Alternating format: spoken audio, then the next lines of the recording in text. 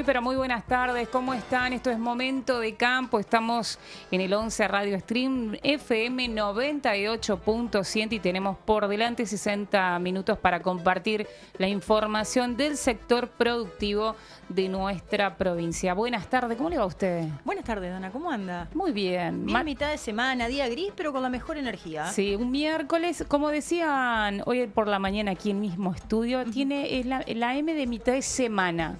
Exactamente. Así que mitad de semana. Pero bueno, vamos a estar arrancando este momento de campo. Le decimos buenas tardes a Sebastián, que nos permite estar en el aire. Pero bueno, vamos a estar abordando distintos temas en esta edición. Sobre todo vamos a estar poniendo el foco en el sector porcino. Vamos a ver cómo está afectando las importaciones de carne a este sector, al país sobre todo, pero vamos a poner foco en la provincia de Entre Ríos. Así es, Dana, y bueno, también vamos a estar hablando de las exportaciones entrerrianas. ¿Cuáles son los productos agrícolas que tienen mayor destino fuera del país? Y bueno, ¿cómo es el comportamiento también, por qué no, dentro de nivel nacional, qué representación tiene Entre Ríos? Claro que sí. Nos vamos a ir a trasladar al centro de la provincia de Entre Ríos para hablar del suelo, de su cuidado, sobre todo poniendo como un enganche, podríamos así decirlo, en lo que sucedía la semana pasada aquí en este mismo estudio, hablando de la labranza, este avance que tiene la labranza versus la siembra directa, un retroceso que se está dando en nuestra provincia con algunos indicadores. Pero bueno, vamos a estar hablando con nuestro amigo Víctor Beck desde allí también. Pero bueno, vamos a recorrer Paraná, vamos a ver cómo está el tiempo en la capital provincial, Sofía. ¿Sube la temperatura? Así es. Bueno, no, tenemos 21 grados un centígrado, la humedad es del 68%, la presión 1006.5 hectopascales, vientos 12 kilómetros desde el sur y la visibilidad 15 kilómetros. Así que sí, ya no creo que suba tanto más la temperatura, pero bueno, seguimos sin solcito. Sin solcito. Bueno, linda la precipitación que se dio ayer, de sorpresa, podríamos decir. Así es, ¿tiene registros o no? No tuve mucho. Después le vamos a preguntar a alguien que tiene que ver del campo, a ver si sabe cuándo fue la precipitación, pero lo invitamos a la audiencia a que se sume y nos cuente cuánto llovió en Paraná y la región, porque las líneas están abiertas. Así es, Dana, lo pueden hacer a través del 343-303-3333, también está habilitado el 343-464-0663 y también te recordamos que Momento de Campo está en las redes sociales, nos pueden encontrar en Facebook como Momento de Campo, también en X como Momento de Campo y en Instagram, así que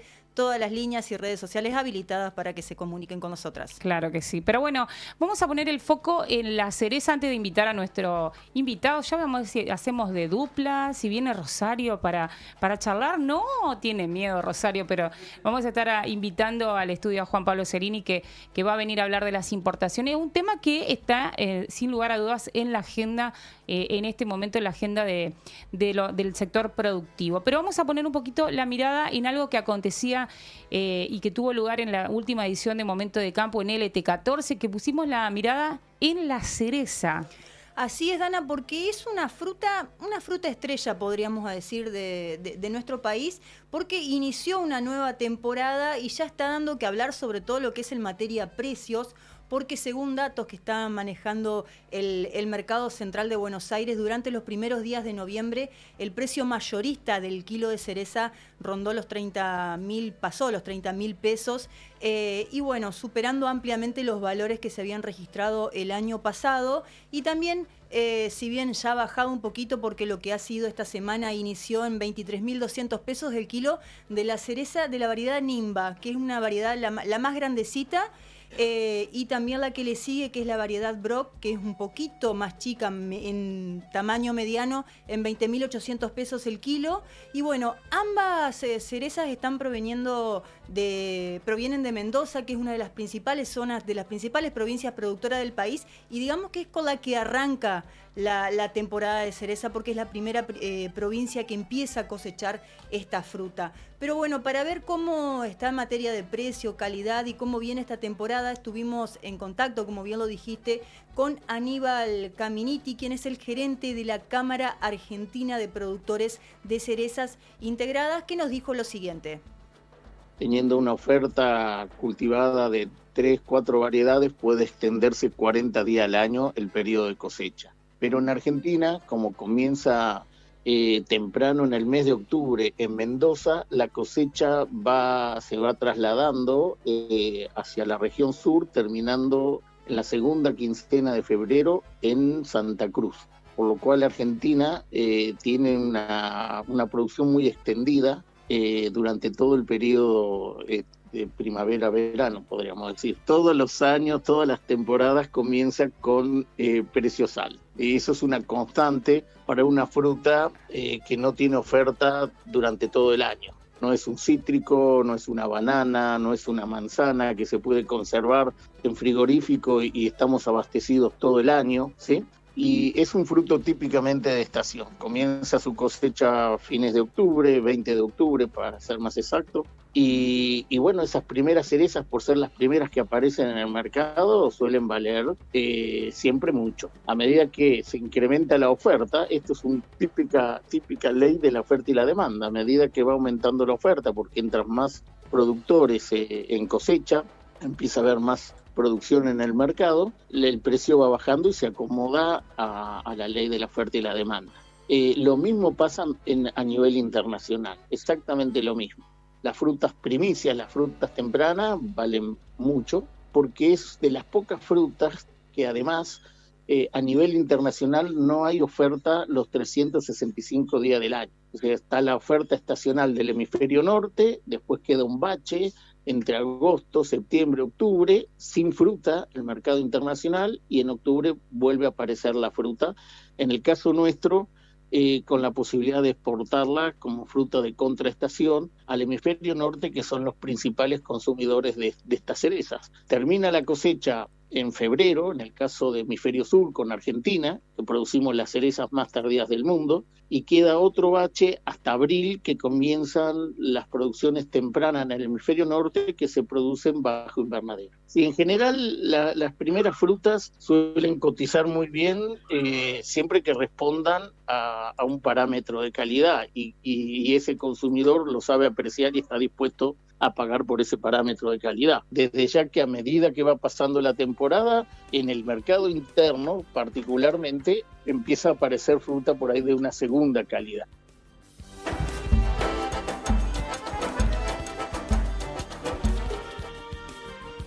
Y bueno, así escuchábamos la palabra de Aníbal Caminiti, gerente de la Cámara Argentina de Productores de Cerezas Integradas, pero bueno, nos dejó un poco algo de todo este contenido que compartíamos en nuestra edición por LT14 Nacional Paraná. Así es, Dani, si querés repasamos unos datos, porque como bien decía Aníbal, la temporada de cerezas en nuestro país se extiende desde octubre hasta febrero. Las principales provincias productoras, como bien dijimos, que fue la que dio inicio a esta temporada, fue Mendoza, lo siguen Río Negro, Neuquén, Chubut, Santa Cruz, y también algo de producción hay en Buenos Aires. Recordemos que es una fruta muy valorada tanto a nivel nacional como internacional, y Argentina ocupa el segundo lugar de Latinoamérica como país exportador después de Chile, y recordemos que la calidad también es muy reconocida, específicamente la que se exporta desde Río Negro tiene la denominación de origen Valles de los Antiguos Patagónicos. Así que estos datos, y conociendo también de un sector que tenemos poco, bueno, que acá no tenemos producción y no conocemos justamente, así que bueno, indagando un poquito más sobre esto. Claro que sí, hay que indagar un poquito en materia productiva, y si bien no nos fuimos al corte, ya lo tenemos en el estudio, lo vamos a presentar porque vamos a poner el foco en lo que creo que todos los colegas vienen hablando y que tiene que ver con materia de importaciones de la carne porcina, sobre todo estos últimos datos que se dieron a conocer. Creo que el gran interrogante es qué pasa con la carne de cerdo, porque bueno, se dio a conocer por parte de la Federación de Porcina Argentina que ingresaron 4.600 toneladas de carne de cerdo en lo que fue el mes de septiembre.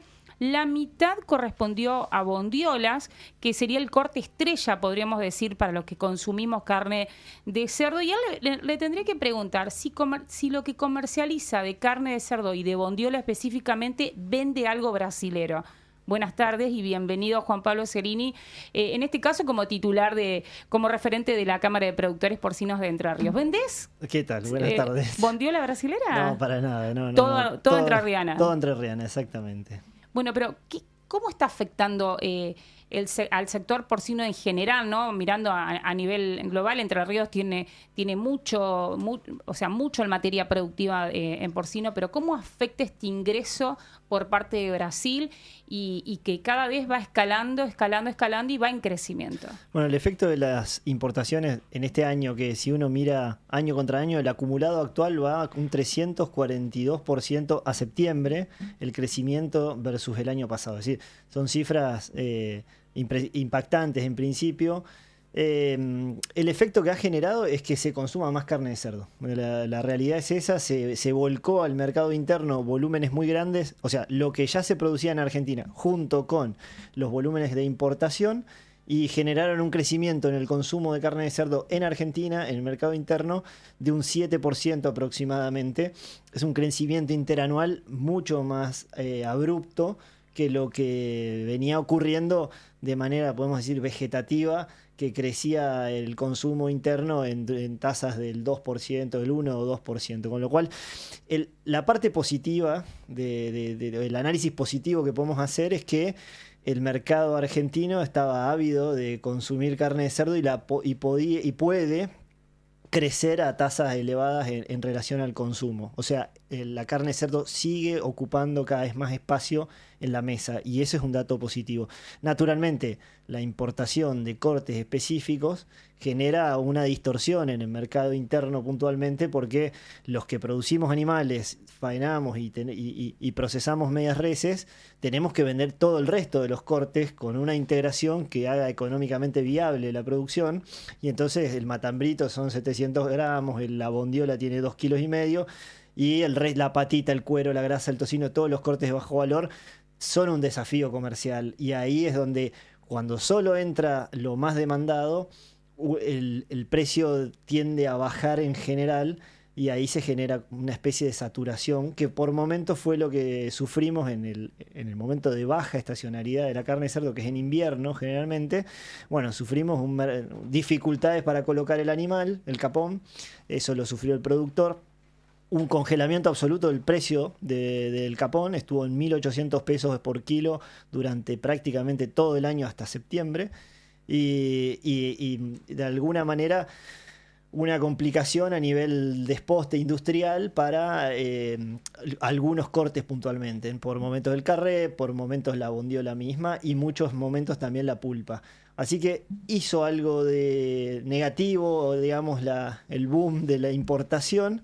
Pero lo positivo es que Argentina puede seguir creciendo en consumo, y ese es un dato que no vale la pena dejarlo pasar por alto. Ahora bien, ¿cuál es el problema con la ractopamina? Puede ser, porque dentro de todo esto, los que consumimos dijimos, ¿qué pasa con la ractopamina? ¿Y qué pasa con Argentina?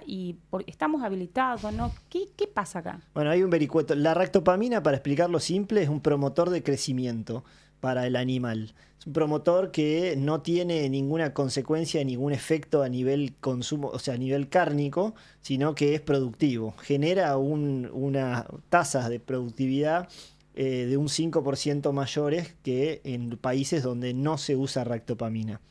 Argentina, esto se aplica al ganado vacuno y al ganado porcino. Argentina la tiene prohibida por una cuestión relacionada con el ganado vacuno. Para acceder a determinados mercados internacionales te exigen no utilizar ractopamina, y Argentina decidió no hacerlo, y hizo extensiva esa prohibición a la carne porcina. Entonces no se puede usar ractopamina los productores nacionales. Ahora Brasil sí puede usarla, y Brasil manda carne, digamos, a Argentina, que puede llegar a tener ese promotor de crecimiento.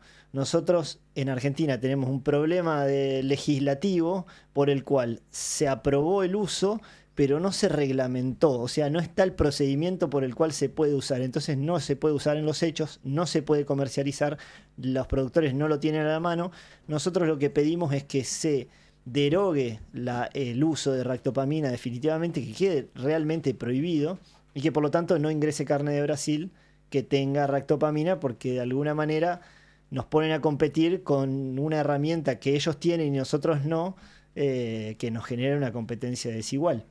y además la mayoría de los mercados internacionales prefieren carne sin ractopamina y nosotros somos buenos produciéndola, pero bueno, a nivel gobierno entienden que puede ser una traba en el comercio con Brasil. Es como un sello distintivo y sobre todo de calidad, pensando en lo que los consumidores queremos, ¿no? Buscamos esa trazabilidad, buscamos qué consumir, cómo, qué calidad tiene. A nivel cárnico no tiene ningún diferencial para el consumidor, eso quiero dejar tranquila a la gente, que no hay ningún efecto distinto en la carne que puede ingresar de Brasil o no, pero la realidad es que es un diferencial de competitividad y hay una tendencia a utilizar la menor cantidad de, en este caso, promotores de crecimiento a nivel producción animal en general. Aplica al vacuno, al pollo y demás. Los mercados más sofisticados tienden a usar menos estas que podemos decir de alguna manera veterinarias o químicas. Entonces, Argentina ya está acostumbrado a producir eficientemente sin ractopamina. Estamos de acuerdo con eso. Lo único que pedimos es que la carne que ingrese a Argentina no la traiga y que nos aseguremos que no tenga racto. Esa es la discusión. Juan, y en este sentido, para el consumidor, ¿cómo la distingue? No, a nivel consumidor no se puede, no tiene ninguna diferencia. Esa es la realidad. La única forma de saber, lo único que uno puede advertir es si procede de otro país el corte que está consumiendo, que eso muchas veces, generalmente la carne importada suele comercializarse en grandes cadenas de supermercados. Generalmente la mayoría de las carnicerías o los puntos de venta más tradicionales compran carne fresca a la industria nacional. Entonces, la carne importada se comercializa en pallets o en grandes volúmenes y se distribuye.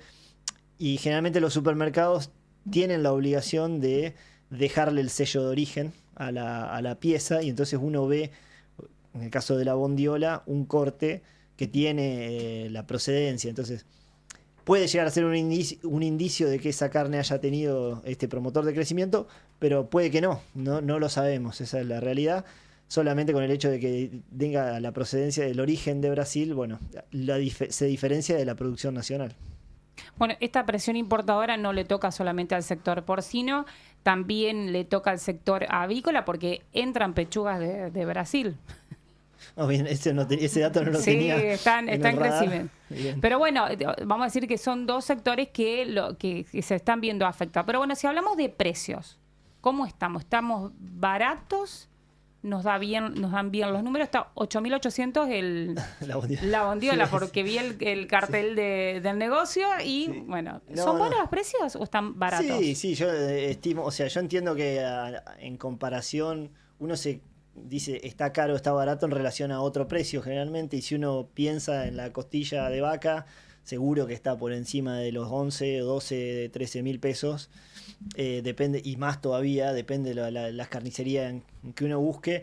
Y la pulpa también generalmente está por encima de los 10 mil pesos seguramente, la pulpa vacuna.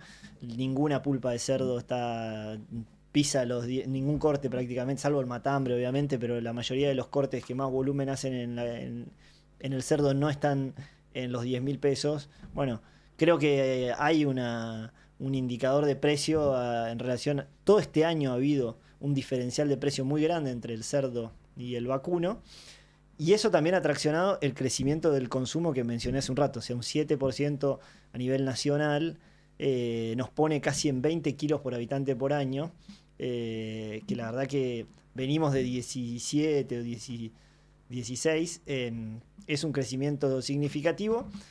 Y a nivel granja, esa estabilidad de precio durante muchos momentos fue situaciones difíciles, sobre todo con los saltos cambiarios. O sea, cualquier movimiento de tipo de cambio a la granja le pega negativamente, porque el principal insumo de producción es maíz y el valor del maíz está asociado directamente al dólar, y el otro insumo de peso es la harina de soja, que también tiene la misma característica. Y también en algún momento del año los vaivenes de retenciones también generaron una distorsión. Y esto quiero ser claro, no es que yo estoy a favor de las retenciones ni mucho menos, para mí deberían desaparecer claramente, pero lo que no es sano tampoco es la ida y vuelta. O sea, sacala por 3 días y volverla a poner, o con fecha de vencimiento y demás. Esos movimientos espasmódicos, digamos, están asociados a otras variables macroeconómicas y de urgencia. Yo creo que no le hacen bien a nadie. De hecho, hasta ni al productor agrícola le hacen bien, porque esa quita por 3 días que después volvió generó un revuelo. Sí, un malestar sobre todo para los productores. Totalmente. Pero bueno... Sí, y para cerrar un poco esta idea y cómo viene siendo el año, Juan, en lo que es toda la cadena, digamos, el sector la producción es lo que más aumento de los costos tuvo y compensás en la venta al público. La realidad es que la producción entró arrancó el año tuvo un 2024 muy malo. Primer semestre de 2024 malísimo, del peor de muchísimos años. Un segundo semestre que se recompuso un poco. Y continuamos con esa inercia en el primer trimestre de este año. Hasta mitad de año la producción tuvo un buen primer semestre y el segundo semestre se puso un poco más desafiante con estos movimientos de precio que yo menciono, pero si Dios quiere va a terminar y hacia septiembre empezó a recomponer un poco el precio y supongo va a terminar teniendo un año positivo, más que nada viendo el 2024 que fue muy malo. A nivel industrial hubo un segmento que sufrió muchísimo, que es el desposte, o sea, aquella persona que toma una media res, la desarma y vende cortes al mayorista, porque a ese fue al que más le pegó la importación de bondiola y la importación de pulpa, o sea, de la carne que usan los frigoríficos que producen fiambres, que eso también se importó muchísimo este año. Y el último segmento, que sería la producción industrial de fiambres, tuvo más herramientas para sortear un poco el año con algo de rentabilidad, porque se sirvió de la importación para comprar barato en algunos momentos, porque manejó los stocks más chicos. Y a nivel comercial, la venta estuvo espesa todo el año. Eso es innegable, probablemente producto de esos kilos adicionales que nos aportó al mercado interno la importación, sobre todo de bondiola, ¿no? Así que, de alguna manera, ese es un pantallazo de los distintos segmentos.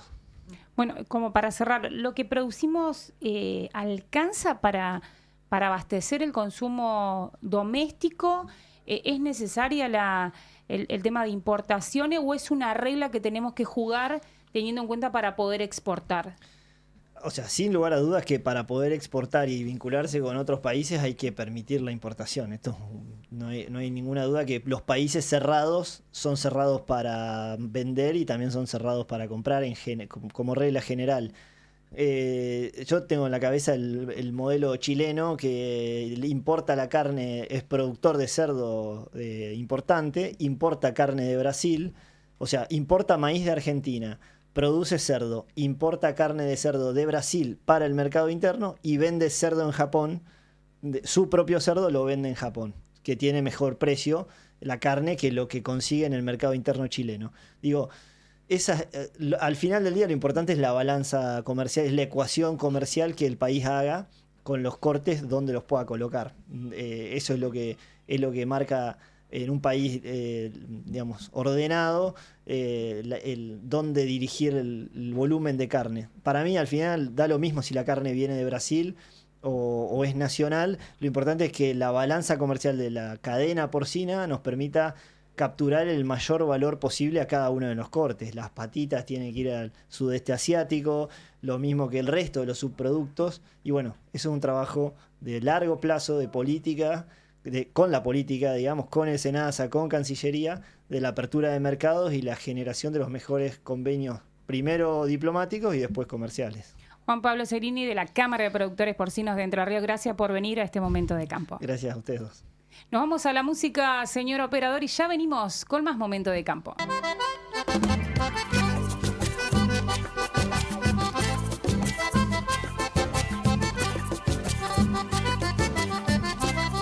Me invitaron a la isla y apronté 2 damajuanas para remojar la mantita, seguro el fin de semana.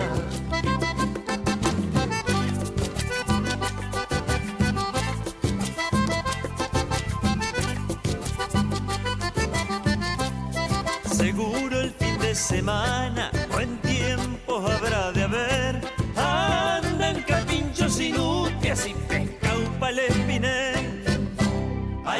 avisarle por radio a don Esteban Morales que lo vamos a visitar, que lo vamos a visitar. Con Eva que se prepare algún macabín asado o un guisito de carao, un guisito de carao. Llevaremos agua bendita y guitarra pa' cantar.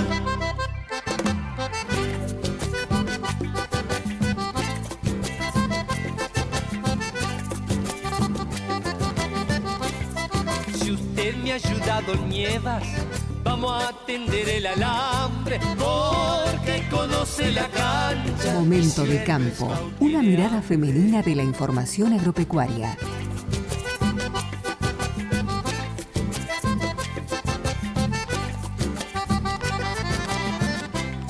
Voy a chiflarle el capincho, si hay rastro en la subidera, le quemaré las pestañas con la luz de mi linterna.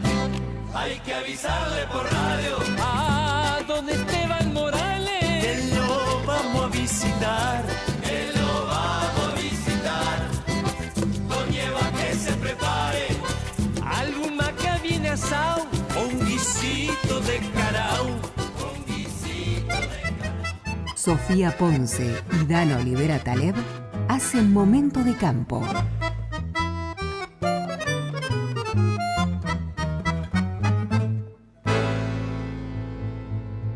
El 11 Radio informa.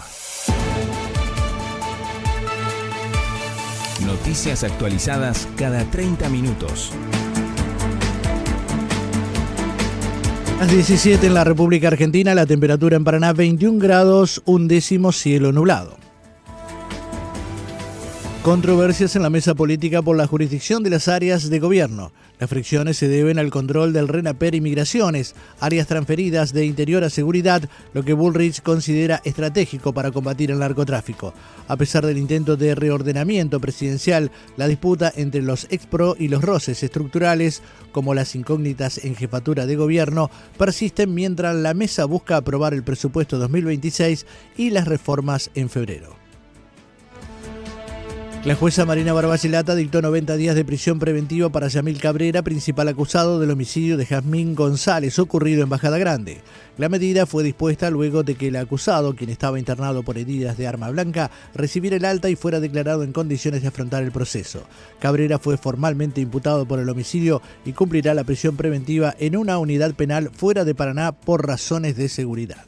La Fiscalía le atribuyó el hecho, le leyó la imputación que tiene la Fiscalía en contra de Yamil Cabrera. Esto es básicamente el homicidio de Jazmín González. Eso recién hoy se pudo definir por un informe, lo que habilitó la imputación del hecho y con posterioridad a eso la solicitud de prisión preventiva. Tratándose de un hecho tan grave, nosotros habíamos requerido oportunamente y pensado que esa era la única medida de coerción factible para poder investigar con tiempo, con suficiente tiempo, porque así lo pedimos, que fueron 90 días y así lo entendió la jueza luego de escuchar la valoración que hizo la Fiscalía en cuanto a la evidencia recolectada hasta el momento. El Instituto Autárquico de Planeamiento y Vivienda, IAPB, entregó este miércoles 105 títulos de propiedad de viviendas sociales a familias de la ciudad de Paraná. El presidente del instituto, Manuel Jonals, destacó que la entrega se enmarca en la política de regularización dominial del gobierno y que busca dar seguridad jurídica a los beneficiarios. Señaló que ya se han entregado 3.649 escrituras en esta gestión en la provincia, con otras 2.445 en proceso. La temperatura en Paraná 21 grados 1/10, la humedad 68%, la presión en hectopascales 1006,5, viento del sur a 12 km por hora, visibilidad 15 km, cielo nublado a las 17:02. Manténgase informado ingresando al portal de noticias el11.com. El 11 Radio Stream 98.7. Todas las voces. Todas las voces. En el islote Curupí ya pasaron miles de estudiantes, vecinos, vecinas y turistas de todo el país. Hoy, esta iniciativa educativa y turística de Paraná precisa de tu ayuda para seguir creciendo. Hagamos lo posible. Sumate con tu donación, alias islote.curupí. Todas las voces. El 11 Radio Stream 98.7. Donde ves y escuchas todas las voces. Todas. El 11 Radio Stream.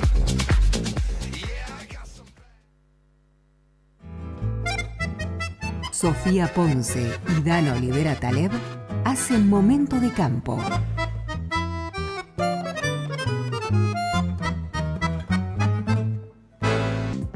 Y seguimos el Momento de Campo y vamos a hablar de números, eso que le gusta a usted. Exactamente. Le encantan los números. Bueno, sí. ¿Sí? No tan me encantan ni tengo tanto fanatismo. Me gusta saber, leerlo, buscar Claro. cifras representativas de cosas. Sigue los números económicos de la provincia siempre. Usted es la que más le gusta seguir eso y por eso le gusta hablar que de este tema que se lo traje para usted directamente. ¿Sí? Y qué mejor con el amigo de la casa que ya pasó a ser columnista de Momento de Campo. Le decimos bienvenido y buenas tardes. Lautaro Albarracín, nuestro columnista en economía. De referencia. Un placer estar acá. Gracias a vos. Como siempre. Como tenés que- siempre, como siempre. Es un lujo. Es un lujo, es un lujo. Es un lujo. Y más cuando hablamos de estos temas. Y Matecito de por medio y hablando de estos Tal temas. cual. Ideal. Ideal, porque de usted del otro lado decir de qué me van a hablar, de número, de inflación, de No. retención. No vamos Ay, no. a hablar de eso. Vamos a hablar de un tema importante que tiene que ver, porque siempre nos comparamos, como Entre Ríos nos comparamos, qué pasa en Santa Fe, qué pasa en Córdoba, la región, Que somos la hermana Ay, pobre de la es- región centro. esa frase estoy como- Exactamente. Ya está trillada la Está frase, pero bueno. trilladísima. Pero bueno, vamos a hablar y mirando, ¿no? Entre Ríos. ¿Qué pasa con las exportaciones entrerrianas? ¿Qué es lo que exportamos? ¿Qué más exporta Entre Ríos? Y sobre todo, ¿qué valores manejamos si pensamos en dinero, no? Sí. Bueno, en base al último relevamiento de los datos con fuente INDEC, tenemos el dato de exportaciones entrerrianas para el año 2024 y para el primer semestre de 2025. Nosotros tenemos para la provincia un valor en millones de dólares de 1.427 para el año 2024 y en el primer semestre de 2025 tuvimos exportaciones por 897 millones de dólares. Es decir, un aumento del 17 respecto al primer semestre de 2024. Ajá, ¿y qué comprenden estos 897 millones de dólares?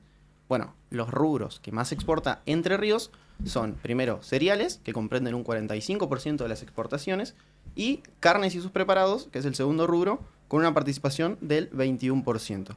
En tercer lugar tenemos semillas y frutos oleaginosos, y el resto lo comprenden otros productos. ¿Qué podemos esbozar de esto? Que 2 de cada 3 exportaciones entrerrianas son o cereales o carnes. Vínculo directo con el sector agropecuario. Vínculo directo Todo con el sector agropecuario. Claro, o sea, somos Tal cual. materia prima. Exactamente. Si nos pasamos a enfocar principalmente en los cereales, tenemos que el trigo prevalece con un 58% de la participación de exportaciones. Le sigue el maíz con un 18% y la soja con un 6%. ¿Por qué la soja un 6%?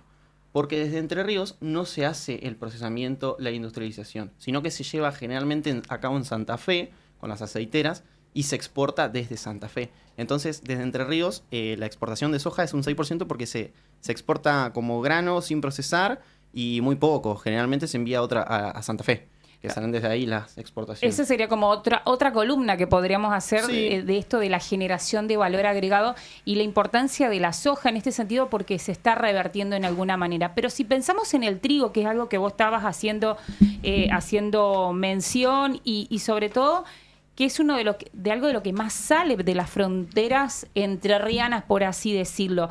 ¿Qué motiva a que sean estos valores tan altos? Claro. Nosotros tenemos que el trigo es el cereal que más se exporta en Entre Ríos, pero ¿por qué? ¿Por qué no se industrializa más? ¿Por qué no se procesa? No solo a nivel entrerriano, sino a nivel nacional.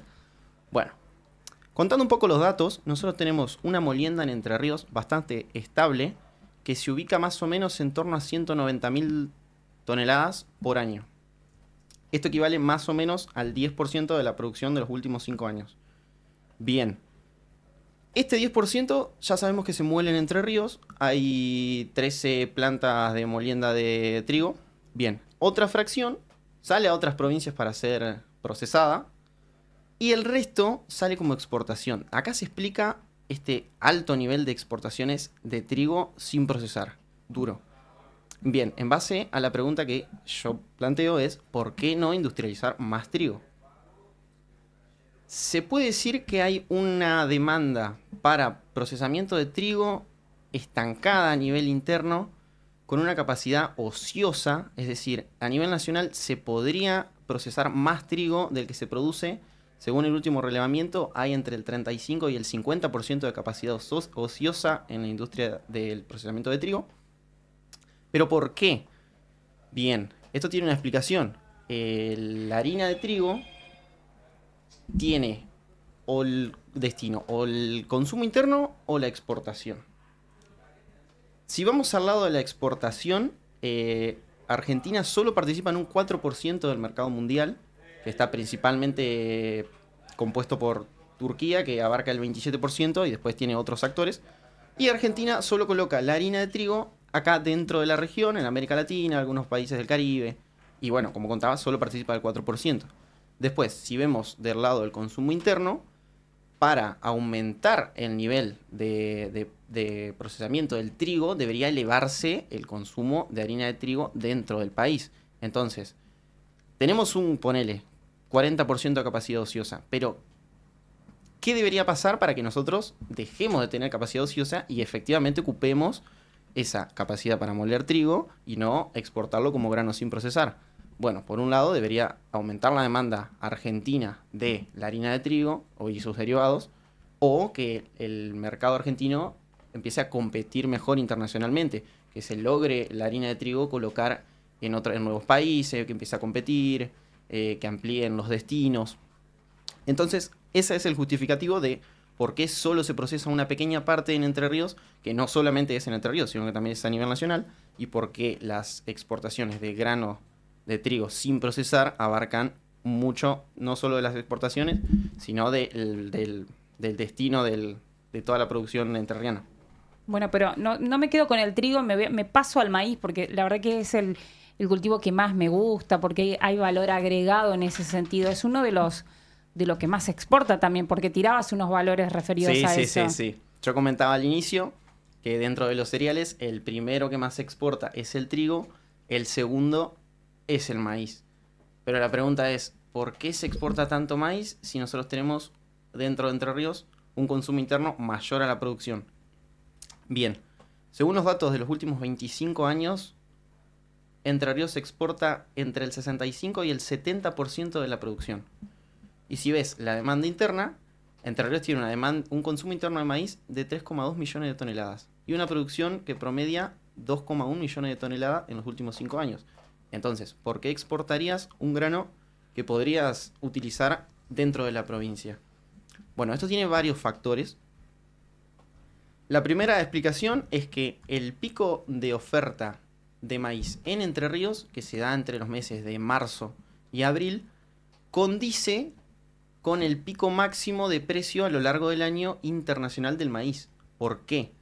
Porque el maíz entrerriano no compite directamente en el mercado mundial contra el brasileño ni contra el estadounidense. ¿Por qué? Porque la cosecha en Brasil se genera entre abril y mayo y la cosecha en Estados Unidos se hace desde marzo, abril a octubre. Entonces, cuando cosechan los productores de maíz en Entre Ríos, no hay demasiada oferta mundial de maíz, entonces el precio del maíz tiende a ser el más alto dentro de todos los meses del año. Ese es uno de los factores. Entonces el productor, llegada la cosecha, toma la decisión de exportar porque le conviene exportar a ese nivel más alto de precio que esperar a lo largo de los meses, porque tiende a bajar un poco el precio. Después tiene otros factores, que es, hay un estudio realizado para Argentina que el 70% de los productores se financia con terceros para llevar a cabo la campaña. Entonces, los productores cosechan y venden más que nada para afrontar esos compromisos de pago, y también porque no exportar en el momento y diferir la venta generaría que tengas capital inmovilizado, y los productores generalmente tienen que hacer frente a la nueva campaña o a la nueva siembra. Entonces venden y bien cosechan principalmente para eso, para aprovechar el precio más alto, para evitar incurrir en costos de almacenamiento, para hacer pago de obligaciones contraídas y para financiar la nueva cosecha. Entonces, nosotros tenemos una demanda interna de maíz muy alta, que es diferida a lo largo de los meses, es constante a lo largo de los meses, pero que sin embargo tiene que salir a buscar maíz de otras provincias, y eso generalmente pasa desde Santa Fe, Buenos Aires, Córdoba y Santiago del Estero. Bien, o sea, desde esos son los principales que vuelven a traer ese maíz producido, Exacto. que, bueno, igual nos falta maíz. O sea, sí, generalmente falta alrededor de 1 millón de toneladas, más las que se van. Entonces la demanda interna entrerriana de maíz tiene que importar desde otras provincias mucho maíz, y esto también tiene un costo logístico, porque no es lo mismo traerlo desde el departamento de al lado que traerlo desde Santiago del Estero, que traerlo desde Córdoba, que traerlo desde Santa Fe. Entonces hay ahí un problema de eficiencia, se podría decir. Claro que sí. Y si quiere les doy un dato, a ver si lo tiene Lautaro. En cuanto a me quedé con el tema de la provincia de la región centro. Si hacemos el total de las exportaciones de lo que hace Santa Fe a Entre Ríos, casi que las triplica, y Córdoba casi que lo duplica. Es más, creo que es más del doble y el más del triple en cuanto a Córdoba y Santa Fe, en resumidas cuentas. Gran dato. ¿O no? Gran dato. No lo tenía. No lo tenía. Bueno, apuntado. Obvio. Bueno, ¿lo volvemos a ver? Lo volvemos a ver. Bueno, lo esperamos. Lo esperamos, sí, y tal bueno, cual. información más que interesante que ha traído en este momento de campo. Ha Gracias, sido Lautaro. un placer. Un placer es el nuestro. Gracias, Lautaro. Nos vemos, Lautaro, y nos vamos a la música, señor operador, y ya venimos para hablar de suelos. Quédese con nosotras.